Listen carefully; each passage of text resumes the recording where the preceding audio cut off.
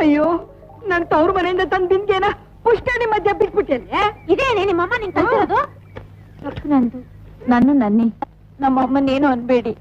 ಹೋಗ್ಲಿ ಬಿಡಿ, ತಿಳಿದೇ ತಪ್ಪು ಮಾಡ್ಬಿಟ್ಲು. ಇವಳೇ ನಿನ್ ಚಿಕ್ಕಮ್ಮನ ಮಗಳೇನೋ ಅಂತ ದಿವನಾಥ್ ಬಿಂದಿಗೆನ ನೀರಲ್ಲಿ ತೇಳ್ಬಿಟ್ಟಿದ್ದಾಳಲ್ಲ, ನಿನ್ ಗಂಡ ತಂದು ಕೊಡ್ತಾನ. ಹೋಗೋಗೆ.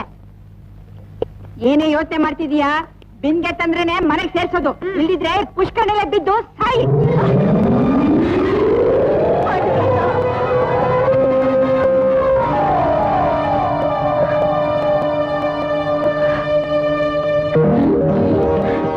ಪಾಂಡುರಂಗ, ನೀನ್ ಎಲ್ಲಿದ್ದೀ ಸ್ವಾಮಿ?